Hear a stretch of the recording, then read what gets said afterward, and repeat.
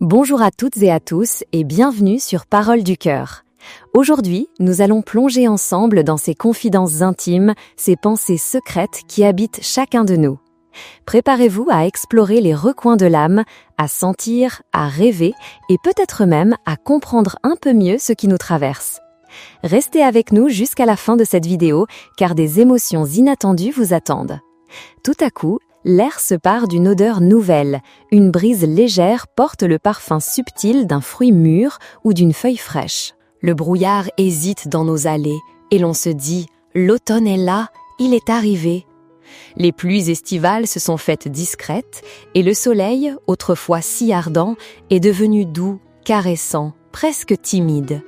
En cette saison, nos villes se révèlent sous un jour d'une beauté à fendre le cœur, une beauté qui nous saisit et nous émeut profondément. Les rues de nos cités se font plus tendres, plus sereines. De temps à autre, une fine pluie vient caresser l'asphalte, portée par un vent frais et léger, si caractéristique de l'automne. Le soleil d'octobre, fragile et doré, se glisse entre les feuilles encore vertes, dessinant une douce patine d'ancienneté sur nos monuments et nos recoins cachés. L'automne, ah, l'automne, ce parfum si unique et enivrant qui flotte dans l'air, porté par le vent. Cette douce saveur, comme celle des châtaignes chaudes que l'on achète à un petit vendeur, leur fumée nous suivant à chaque pas. L'automne a une couleur, un parfum et une saveur qui lui sont propres. Ce que j'aime par-dessus tout, c'est cette senteur si particulière qui me transporte, le goût doux et réconfortant des châtaignes et la sensation de me promener sur un chemin jonché de feuilles dorées. Je sais que tout le monde n'apprécie pas forcément ce parfum intense, car il est si particulier, si peu délicat et discret. Il peut vous réveiller au milieu de la nuit, porté par le vent, s'infiltrant même jusqu'à votre chambre. Certains détestent ces fleurs, les jugeant trop envahissantes, trop opulentes, au point de provoquer des maux de tête. Mais moi, je les adore. Pour moi, elles sont les fleurs des histoires, des souvenirs, d'une douce habitude et des premières saveurs de la vie. Leur sillage, dense et envoûtant, danse à jamais dans mon âme. C'est fou comme, lorsqu'on attache un sentiment profond à quelque chose, on l'aime pour toujours. L'automne a la saveur des châtaignes. Ces châtaignes, c'est un délice si emblématique de nos régions que chaque fois que le vent frais de l'automne se lève, elles me reviennent en mémoire. On les déguste souvent grillées, leur parfum boisé se mêle à celui de la terre et des sous-bois, et cela inonde mon cœur d'une sensation de paix, de légèreté et de sérénité. Dans cette saveur, on retrouve l'arôme des forêts, des herbes sauvages et de la nature en éveil. Dans leur chair, il y a la fraîcheur de la saison, et dans leur douceur, la délicatesse et la simplicité de la terre. J'adore déguster ces mets emballés ainsi, ça me rappelle tellement mamie. Les personnes âgées ont souvent cette habitude de précieusement garder leurs petites économies ou de petits trésors, roulés dans de vieux mouchoirs ou des petits sacs usés qu'elles gardent précieusement sur elles. Elles font ça avec tout ce qu'elles considèrent comme précieux. Ma mamie est très âgée maintenant et elle perd la mémoire.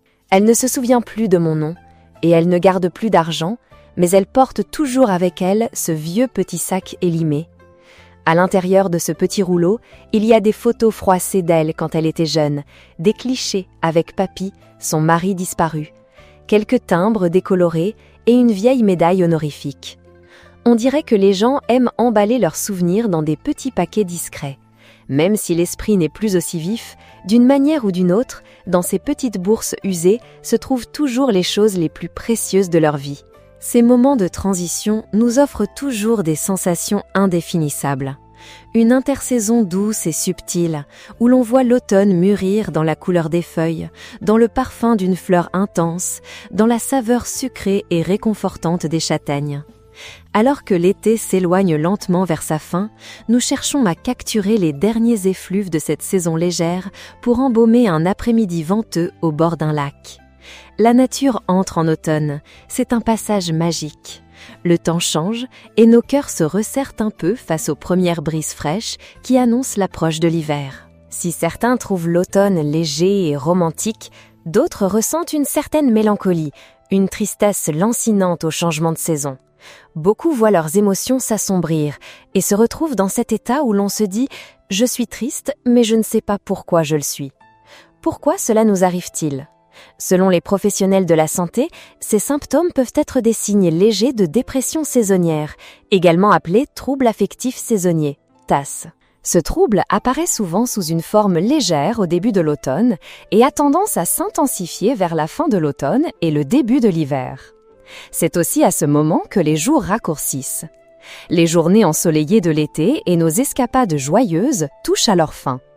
À l'arrivée de l'automne, la fraîcheur du temps pousse notre corps à sécréter davantage de mélatonine, ce qui peut inhiber l'humeur, provoquer du stress, une sensation de fatigue générale, des membres lourds, de la somnolence et une impression de faiblesse. La lumière du soleil joue un rôle essentiel dans notre bien-être physique et mental. En été, nous avons tendance à passer plus de temps dehors, à nous engager dans des activités physiques, mais à mesure que l'automne progresse vers l'hiver, le soleil se fait plus rare et nous restons davantage à l'intérieur. Ce sentiment peut toucher n'importe qui, mais il est particulièrement prégnant chez les jeunes adultes, entre 18 et 30 ans, ou chez ceux qui travaillent dans des bureaux confinés et peu lumineux. Alors, osez sortir un peu plus souvent. Ou du moins, ouvrez grand les fenêtres de votre appartement, trouvez un petit café chaleureux où la lumière du jour inonde l'espace. L'automne est si beau, n'est-ce pas ? Aujourd'hui, le temps est si doux, ce serait vraiment dommage de ne pas profiter de cette beauté avec vous. Ce matin d'automne, je me suis levée plus tôt pour prolonger un peu cette sensation si particulière. Les feuilles voltigent, le sol se pare d'un tapis d'or sous nos pas légers. C'est ça, Hanoï, les souvenirs qui tombent avec le vent, des arbres centenaires recouverts de mousse, leurs troncs craquelés et usés par le temps, comme la peau ridée des anciens. Ces arbres ont été les témoins silencieux d'innombrables changements à Hanoï, de l'époque des tickets de rationnement à celle des paiements par carte, des rues remplies de vélos aux avenues encombrées de voitures.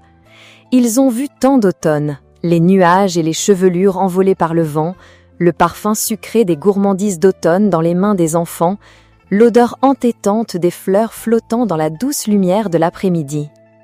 Hanoï, en cette saison, s'a si bien éveillé en nous l'amour et la nostalgie. J'adore ces arbres centenaires. Chaque fois que j'entends parler de l'abattage de ces arbres de Sua, mon cœur se serre.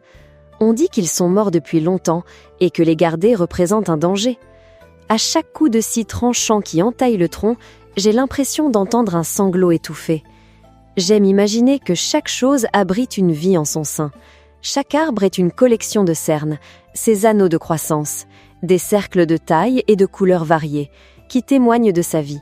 Le bois de printemps, clair et à la texture plus lâche, le bois d'automne, plus dense et plus foncé. Un anneau complet, clair et foncé, représente une année de vie pour l'arbre. Ainsi, en comptant ses cernes, on peut déterminer l'âge d'un arbre. Pour les arbres encore vivants qu'on ne souhaite pas abattre, on peut quand même évaluer leur âge en prélevant une carotte de bois, en perçant radialement jusqu'au cœur du tronc, pour y déchiffrer leur histoire. Sous des conditions climatiques différentes, les arbres se développent également de manière différente. Dans un verger, certains s'épanouissent pleinement grâce à un emplacement idéal, tandis que d'autres doivent se tordre pour se hisser, se faufiler vers la lumière. Chaque arbre doit vivre. Certains fleurissent et répandent un parfum enivrant, d'autres n'offrent que le vert de leurs feuilles, sans fleurs, mais tous doivent vivre. Il en va de même pour nous, êtres humains, nous devons vivre d'une manière ou d'une autre. Comme le dit si bien un proverbe, vivre est une obligation que le destin nous impose, un fardeau qu'il est douloureux de porter, mais encore plus difficile d'ignorer. Et tout ce qui existe sur Terre porte en soi une forme de vie. Chaque enfant qui vient au monde porte en lui des devoirs différents. Nous vivons et avons vécu tant d'années. Quelle chance que nous connaissions notre âge, que nous sachions combien d'années nous avons passé sur cette terre, sans que notre corps ne soit coupé ou percé pour déterminer notre longévité. Mais vous, chers amis, avons-nous vraiment vécu ? Ces arbres de Sua ont vécu des vies entières, témoignant de milliers de changements au fil des générations humaines. Et nous, les êtres humains, qu'avons-nous vu ? Nous, les jeunes, sommes pris dans le tourbillon matérialiste, hésitant à la croisée des chemins, ne sachant s'il faut choisir une vie stable ou poursuivre les rêves de notre jeunesse. Pourquoi les jeunes s'accrochent-ils si désespérément à cette capitale encombrée et bruyante ? Est-ce parce qu'elle nous offre des emplois, des opportunités précieuses pour concrétiser nos rêves de succès ? Est-ce parce qu'elle est à la fois glamour, étincelante de lumière et traditionnelle, pleine de la poésie de souvenirs patinés par le temps ? Ou est-ce parce que quelqu'un se trouve dans cette ville, une personne que nous chérissons et avec qui nous voulons passer nos années de jeunesse éclatantes ? Ou simplement parce que nous aimons les 4 saisons d'Hanoï, en particulier l'automne, avec son parfum de douceur sucrée et son soleil doré ? Il y a tant de raisons d'aimer Hanoï. Mais quelle que soit la raison, j'espère que vous resterez à Hanoï, parce que vous aimez Hanoï, et non pas par simple obstination à s'y accrocher. En cette transition des saisons, l'être humain ressent un ardent désir de partager, d'aimer, de trouver le bonheur. Si l'été est la saison des adieux, cet automne sera riche en retrouvailles. Chacun de nous a une saison particulière à aimer, à chérir en mémoire. Je me souviens de cet automne-là, d'une histoire d'amour passée, d'un visage perdu et rêveur sous les soleils d'automne. Cet automne-là était empreint de teintes dorées et de tant d'inachèvement, mêlé aux éclats de rire et à la chaleur des doigts entrelacés. Au cœur d'Hanoï, baigné par la douce fragrance de l'automne, parfois, on se retrouve dans chaque rêve, on se sent chancelant en descendant seul les rues. L'automne nous emporte dans une saison de souvenirs nostalgiques, de choses anciennes. On se rend compte que notre vie est pleine d'inachèvements. La vieillesse s'infiltre dans nos pas lents et traînants, sans but précis. Quand on évoque l'automne, une voix intérieure murmure « Oh, l'automne, cette saison sombre qui a recouvert ma vie d'un monstre !» Quand l'automne revient, quand les bruyères embaument nos sentiers familiers, l'automne s'épanouit sur les fleuves immenses, il dore les forêts, il étend ses voiles de pluie estompées par le crépuscule. Dans la splendeur des ailes de papillon. L'amour est ainsi, mais combien de fois aimer signifie-t-il être aimé en retour ? Il faut souvent glisser dans le bourbier de la tristesse, du désespoir, n'étant capable que d'observer de loin sans pouvoir rien exprimer. Ainsi, le souvenir de ce premier amour n'était plus que des fragments éparpillés, profondément ancrés dans son cœur. Même si des années ont passé, traversant les chrysanthèmes, les êtres grandissent au fil du temps. Seuls les souvenirs et les peines demeurent. Une personne traverse les chrysanthèmes, laissant derrière elle toute son enfance. 2 personnes traversent les chrysanthèmes, abandonnant derrière elles tout un amour. Ce soir, je m'en vais.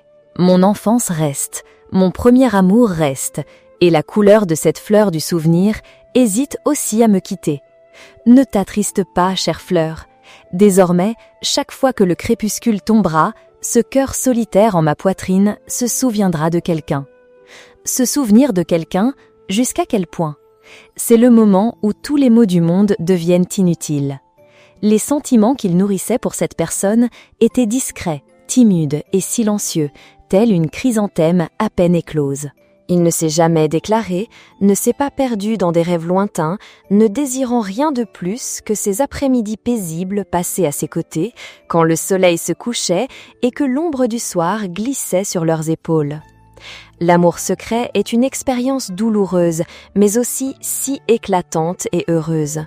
Personnellement, aimer sans être aimé en retour est certes triste, mais ne jamais avoir connu le sentiment d'aimer est bien plus triste, tellement plus triste. Si l'été est la saison des séparations, alors cet automne sera riche en retrouvailles. Nous nous sommes perdus tout un été, mais j'espère que maintenant nous nous retrouverons en automne. Après cela, il se peut que nous ne revoyions plus ces personnes, mais nous nous retrouverons nous-mêmes. Chaque personne qui apparaît dans ta vie jouera un rôle précis. Peut-être que le rôle de cette personne n'est pas de t'accompagner jusqu'au bout du chemin, mais simplement de t'aider à comprendre une certaine vérité. Toutes les rencontres ne sont jamais vaines. C'est pourquoi j'aimerais te donner rendez-vous par un beau jour à Hanoï. Hanoï est déjà en automne, et on dit que l'automne y est magnifique. J'envelopperai le soleil dans des cômes parfumés, l'amour dans un bouquet de fleurs fraîches, et je t'offrirai une tasse de café chaud. Mais en fait, il n'est pas nécessaire d'être à Hanoï. Où que ce soit, même s'il pleut et fait froid ce jour-là, je veux te rencontrer. Je veux que tu saches que tu es merveilleux, merveilleuse, que tu saches que même si aujourd'hui il y a des tempêtes, demain, le soleil brillera de nouveau et ton cœur sera joyeux. Pas besoin d'être à Hanoï, pas besoin d'un jour ensoleillé, tant que ton cœur est en paix, ce jour-là sera un beau jour. Entends-tu l'automne, sa pluie voilée et ses feuilles qui tombent? Entends-tu le fond doré chanter son chant d'amour? Et entends-tu, quand l'automne arrive, il apporte tendresse et amour? Entends l'âme de l'automne dire « Aimons-nous, d'accord ?»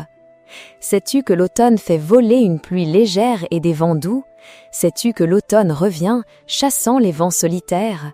Et sais-tu, quand l'automne arrive, combien de cœurs se teintent d'une nouvelle verdure? Sais-tu, oh, sais-tu qu'à l'arrivée de l'automne, mon âme est enivrée?